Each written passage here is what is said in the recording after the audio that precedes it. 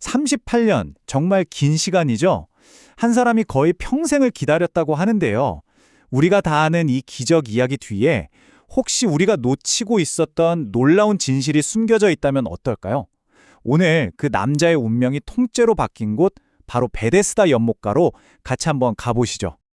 자, 바로 여기가 오늘 이야기의 무대인 베데스다 연못입니다. 이름 뜻이 뭔지 아세요? 놀랍게도 자비의 집이래요. 그런데요, 잠시 후에 이 이름이 얼마나 큰 아이러니인지 알게 되실 겁니다. 당시에는 정말 많은 병자들이 마지막 희망을 품고 이곳으로 모여들었다고 해요. 바로 여기서 우리가 진짜 궁금해야 할 질문이 나옵니다. 아니, 이름은 자비의 집인데 도대체 왜 한 남자는 거의 평생을 고통 속에서 그냥 방치되어야만 했을까요? 이 풀리지 않는 못은 지금부터 같이 한번 파헤쳐보죠. 자, 그래서 이 미스터리를 풀기 위해서 오늘 우리가 살펴볼 순서는 이렇습니다. 먼저 이 기다림의 집 베데스다가 어떤 곳이었는지 그 현실을 좀 들여다볼 거고요. 그리고 38년 동안 고통받았던 그 남자의 이야기에 집중해 볼 겁니다. 그 다음엔 그의 삶을 완전히 바꿔놓은 예수의 질문을 살펴보고 이 치유가 어떻게 기존의 규칙을 깨뜨렸는지, 그리고 마지막으로 이 모든 이야기가 우리에게 뭘 말해주고 있는지 차례대로 짚어보겠습니다. 네, 그럼 첫 번째 이야기, 기다림의 집입니다. 자비의 집이라. 과연 그 이름처럼 정말 따뜻하고 자비가 넘치는 곳이었을까요? 아니면 그냥 이름만 그럴듯한 희망 고문 장소였을까요? 베데스다의 진짜 얼굴을 한번 들여다보죠. 자, 먼저 이 베데스다라는 이름의 뜻부터 좀 볼게요. 이게 히브리어로 자비의 집이라는 아주 좋은 뜻을 가졌어요. 예루살렘 양문 근처에 있었는데 여기에 아주 특별한 전설이 하나 있었던 거죠. 뭐냐면 가끔 천사가 내려와서 물을 막 움직이게 하는데 그때 제일 먼저 들어가는 딱 한 사람, 그 사람만 병이 낫는다는 거예요. 이게 누군가에겐 유일한 희망이었겠지만 가만 생각해보면 가장 먼저라는 자리를 차지하기 위한 엄청난 경쟁이 벌어졌다는 뜻이기도 하죠. 그런데 현실은 어땠을까요? 한번 상상해보세요. 그 희망적인 이름과는 전혀 다른 아주 냉혹한 현실이 펼쳐집니다. 서로를 도울 여유? 그런 거 없어요. 오직 나 자신의 치유만을 위해서 필사적으로 경쟁해야 하는 곳이었죠. 그래서 사람들이 이곳을 뭐라고 불렀냐면 자비 없는 자비의 집이라고 불렀대요. 정말 아이러니하지 않나요? 바로 이런 냉혹한 경쟁의 한복판에 오늘 이야기의 주인공이 있습니다. 무려 38년, 상상하기도 힘든 세월을 고통 속에서 보낸 한 남자에게로 이제 시선을 옮겨보겠습니다. 38년이라는 시간이 대체 얼마나 긴 시간인지 제대로 느끼려면 이걸 꼭 알아야 합니다. 정말 놀랍게도 그 당시 사람들의 평균 수명이 약 40세 정도밖에 안 됐어요.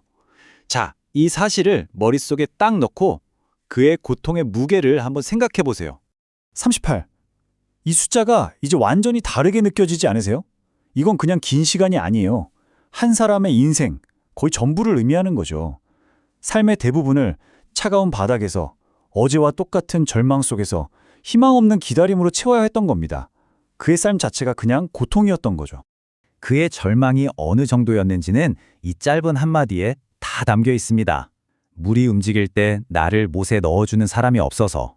이게 그냥 몸을 못 움직인다는 물리적인 한계만을 말하는 게 아니에요.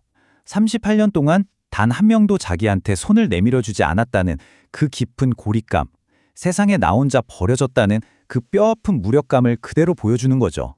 바로 그 절망의 가장 밑바닥, 모든 희망이 다 사라졌다고 생각되던 바로 그 순간에 정말 아무도 예상하지 못했던 일이 벌어집니다. 예수가 나타나서 단 하나의 질문을 던지는데 이 질문이 38년의 절망을 깨뜨리기 시작합니다. 예수님이 던진 질문 정말 단순한데 엄청나게 강력합니다. 연못에 들어가고 싶냐가 아니었어요. 네가 낫고자 하느냐 라고 물으셨죠. 38년 동안 체념하고 무기력에 빠져있던 이 남자에게 너의 진짜 소망이 뭐냐, 너 정말 낫고 싶은 의지가 있긴 하냐고 묻는 거예요. 이건 수동적으로 기다리기만 하던 상태에서 능동적으로 원하는 상태로 관점을 확 뒤집어버리는 질문이었죠.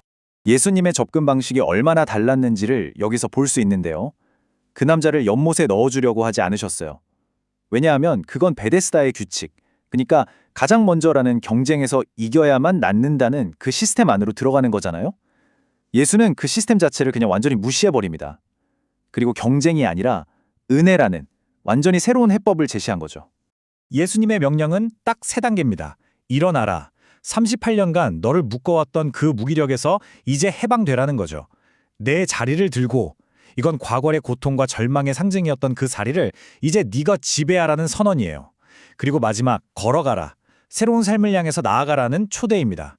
이건 그냥 말이 아니었어요. 불가능을 가능하게 만드는 창조적인 명령이었던 거죠. 자, 여기까지 보면 정말 기적적인 치유에 감동하게 되는데요. 근데 이야기가 여기서 끝나지 않고 예상치 못한 방향으로 흘러갑니다. 한 사람의 인생이 통째로 회복된 이 놀라운 사건이 오히려 사회적, 종교적 갈등의 불씨가 되거든요. 어떻게 된 일인지 한번 보시죠. 문제가 뭐였냐면 하필 그날이 안식일이었어요. 자, 왼쪽을 보시면 당시 안식일 율법은 거룩한 휴식의 날이라 어떤 노동도 금지했거든요. 심지어 자기 자리를 들고 가는 것조차 일로 여겼어요. 그런데 오른쪽을 보세요. 예수의 명령은 한 사람을 살리고 회복시키는 게 먼저라는 거죠. 종교적인 규칙보다 그게 우선이라는 겁니다. 여기서 사람을 위한 규칙이냐, 규칙을 위한 규칙이냐 하는 팽팽한 긴장감이 생기는 거죠. 핵심이 바로 이겁니다. 이 사건은 그냥 나 규칙 어길 거야 하는 반항이 아니었어요. 예수님은 율법의 진짜 목적, 그러니까 인간에게 진짜 쉼과 회복을 주는 게 뭔지를 직접 보여주신 겁니다. 글자에만 갇혀있는 규칙을 넘어서 사람을 살리는 것, 그게 바로 안식일의 진짜 의미라고 선포한 강력한 사건이었죠. 자, 이제 마지막 이야기입니다. 우리는 한 남자의 기적적인 치유, 그리고 그 때문에 벌어진 논쟁까지 쭉 따라왔어요. 그렇다면 이 모든 걸 통해서 예수님이 정말로 보여주고 싶었던 건 뭘까요? 이 이야기의 가장 깊은 의미 속으로 한번 들어가 보죠. 치유가 끝이 아니었어요. 나중에 예수님이 그 남자를 다시 만나서 이런 말씀을 하십니다. 네가 나았으니 더 심한 것이 생기지 않도록 다시는 죄를 씻지 말아라. 당시에는 질병이 죄의 결과라고 믿는 사람들이 많았거든요. 이 말을 통해서 우리는 이 치유가 단순히 몸만 고치는 걸 넘어서 삶의 방향을 완전히 바꾸는, 그러니까 영적인 회복과 아주 깊게 연결되어 있다는 걸 알 수 있습니다. 맞아요. 38년 된 병이 나은 건 정말 엄청난 기적이지만 그건 시작에 불과했던 거죠. 예수님이 진짜로 주고 싶었던 건 병에서 잠깐 벗어나는 게 아니었어요. 과거의 절망을 다 딛고 일어나서 완전히 새로운 삶을 살아갈 수 있는 기회, 완전한 회복으로 초대하신 거였습니다. 자, 이 모든 이야기를 통해서 우리가 기억해야 할 핵심 포인트들을 정리해 볼게요. 첫째, 베데스다는 우리 힘만으로는 안 되는 치열한 경쟁 사회의 축소판 같아요. 둘째, 이 이야기는 우리의 노력이나 자격 같은 인간적인 시스템 밖에서 일어나는 은혜를 보여줍니다. 셋째, 진짜 쉼과 치유는 규칙을 잘 지켜서 얻는 게 아니라 예수님에게서 온다는 거고요. 마지막으로 예수님은 우리의 가장 깊은 절망 속으로 직접 들어오셔서 새로운 시작을 선물하신다는 겁니다. 오늘 이야기를 마무리하면서 여러분께 이 질문을 한번 던져보고 싶습니다. 38년 된 병자에게는 물이 움직일 때 가장 먼저 들어가야만 낫는다는 아주 단단한 규칙이 있었어요. 그게 그가 아는 유일한 방법이었죠. 혹시 우리도 그렇지 않을까요?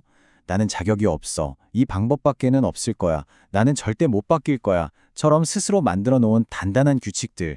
바로 그 규칙들이 우리에게 다가오는 진짜 회복과 새로운 가능성을 가로막고 있는 건 아닐까요? 한번 깊이 생각해 볼 문제입니다.